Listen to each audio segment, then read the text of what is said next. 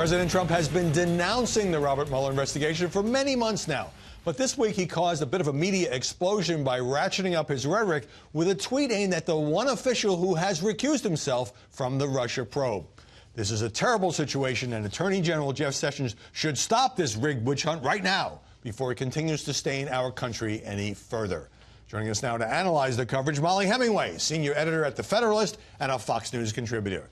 Jillian Turner, a Fox News correspondent and former national security official in the last two administrations. And Caprica Faro, a Washington Examiner contributor and former Democratic Senate leader in Ohio. Molly, even if we accept the White House argument that the president is just offering his opinion, he's suggesting that his attorney general blow off the fact that he recused himself for ethical reasons. So is the media storm around this justified? It's certainly good to talk about this issue, but I do think we need to have media people who understand how Donald Trump speaks. It's understandable that 2 years ago they didn't quite understand his rhetoric, but now after 2 years of seeing him speak in public, seeing his tweets, you would expect them to understand him a little bit better. He is expressing a great deal of frustration with a probe that has sidelined his administration for a year and a half, and he is the only person who seems to be talking about it, where everyone else in Washington, D.C. is pretending like it's okay that what's going on. Everyone else not just being politicians, but people in the media who are not holding Mueller himself accountable. They think their job is to cheerlead for him instead of to ask questions such as, what is the scope of his probe? Why has he not cared about the Hillary Clinton campaign's involvement with Russia? Why has he not found any evidence of collusion with the Trump campaign, which is the thing that we were promised by the media? So we're not seeing good media coverage, and we're not seeing good media understanding of how Donald Trump speaks. But, Jillian, for a president who is constantly now complaining about the witch hunt and the unfairness of the Russia probe and it's a hoax and all of that, doesn't he create a tidal wave of coverage about the very story he hates every time he does one of these tweets, and particularly this one invoking Sessions? Well, Howie, there's this old adage, I don't know if you've ever heard of it, but it's something along the lines of no coverage is bad coverage, or all publicity is good publicity. Bad coverage is better than no coverage. Yeah. I think President Donald Trump is definitely an adherent to that rule. But he can be covered on every single subject under the sun, and he keeps coming back to the Mueller alleged witch hunt. And this is one of the things where I think the media is doing a really great job. The mainstream fake news media writ large is doing a great job of often pointing out to the president, hey, why do you ever tweet about anything other than the economy? Why do you ever tweet last week about anything other than 4.1% GDP? It seems you're derailing your own agenda. You don't need to create. You're already the most widely covered president in the history of this country. You don't actually have to create more news. The underlying issue with the Mueller probe is one that's actually favorable to Donald Trump. So again, we were promised that we would find treasonous collusion with Russia to steal an election. To say we haven't found that is a huge understatement. I think he likes reminding people of that. All right. Well, okay, but we were promised by the media, as you mentioned earlier. Yet. Let me just we have jump to wait in till the findings are released before we But that's what people decide. say. We need to wait. And yet, how long do we have to have an administration be sidelined? I think he's asking very good questions, and the media should be discussing them as well. And they don't necessarily need to be sidelined. I mean, just because that's what the media narrative is doesn't mean that they shouldn't continue to do the work that they're doing. All right, I want to ask you this question, but first I want to tell our viewers that I interviewed Rudy Giuliani, the president's lawyer, this week, and he told me it was just opinion, no presidential order. But I asked him, well, he named Sessions, and Rudy Giuliani said that he was talking about the generic Justice Department, and of course it would have to be his deputy Rod Rosenstein who would shut down a Mueller probe. Are the media buying the notion that these tweets are just opinion and that he's just venting when he hasn't used tweets to announce policy?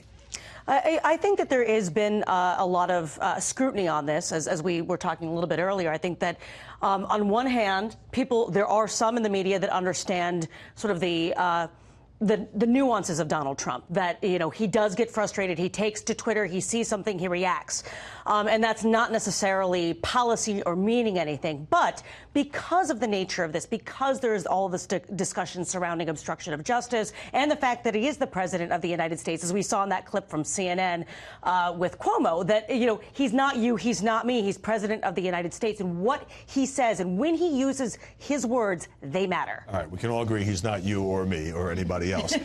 So the Paul Manafort trial taking place across the river in Alexandria is getting ample coverage, of course, given he's the former campaign chairman.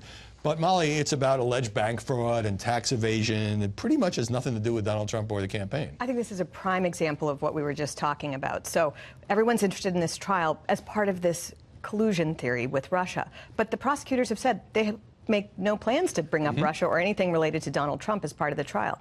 That should cause some pretty good questions in the media about why the special counsel is handling this, whether this guy, who may or may not be guilty or shady, is also the victim of a political prosecution. But we're not seeing anyone actually asking any of these difficult questions of the Mueller probe. They just seem to trust it implicitly. But again, Jillian, the president takes to the Twitter and he says, who was treated worse? Al Capone, legendary mob boss, killer, public enemy number one, or Paul Manafort, who worked for Reagan and Dole, who I barely knew, and again, driving attention to a trial that already was being covered, but maybe not being covered, constantly.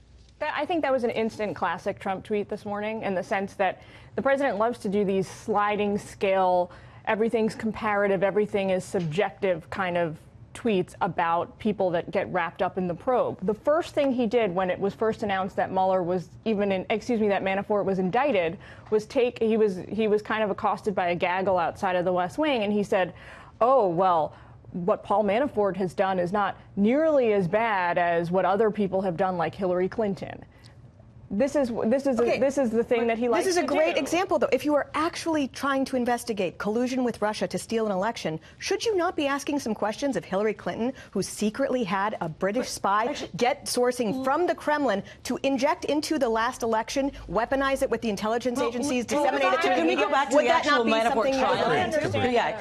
If we can just go back to the Manafort trial for a minute, because it really doesn't have anything to do with Russian collusion. Right. And I think one of the things that Trump has put in his tweets is, this basically he's trying to get out there that a lot of basically everything that is in this trial predates Manafort's relationship with the Trump campaign. So I think that he's trying to get that out there, and that is not necessarily getting covered. One thing that I do find interesting is how popular culture has latched onto this Paul Manafort trial. Everything. Vox actually did an entire thing breaking down the Al Capone tweet. Then you see Esquire talking about it, Glamour magazine. $15,000 ostrich coat. Exactly. The lavish lifestyle. I want to turn now to the president. Last night, he's held a number of rallies in recent days. This one in Ohio. What he had to say about certain cable news networks. Roll it. MSNBC is so corrupt. It's so disgusting. So disgusting. The guys that we love, right? They're blowing them away in the ratings. Hannity, Laura Ingraham, Tucker Carlson, Steve Doocy, Ainsley, Ryan.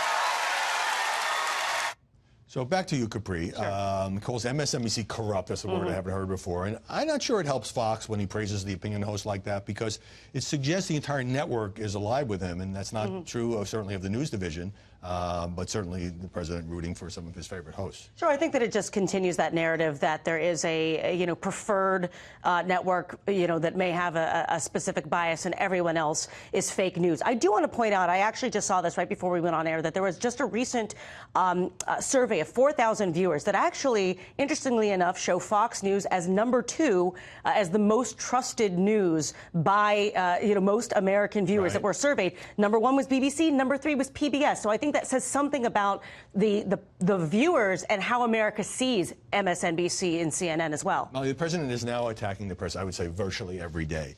And he used the word disgusting at a Pennsylvania rally. And this morning he tweeted, they purposely cause great division and distrust. They also cause war.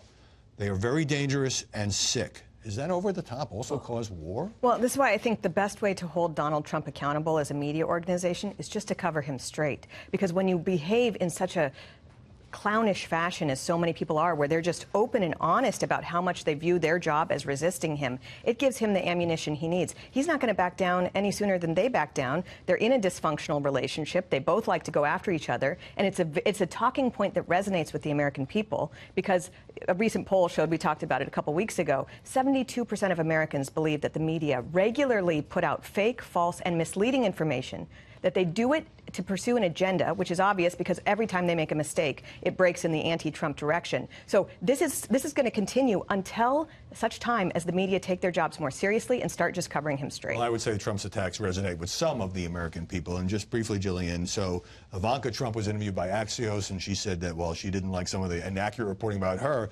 I do not feel the media is the enemy of the American people. She sort of broke with her father. Trump then tweeted about it, President Trump. She correctly said, no, it's the fake news that is the enemy of the American people. But he defines that as including New York Times, Washington Post, ABC, CBS, NBC, and CNN. Well, and there's a reason that the president gets pushback on those kinds of comments from the left and from the mainstream fake news media, as he likes to call it, and not from Republicans, lawmakers on Capitol Hill, other government officials. It's because I think a lot of this comes from the idea that the president is expressing a frustration Republicans have widely had since the Reagan administration, and have not been able to verbalize in quite the manner.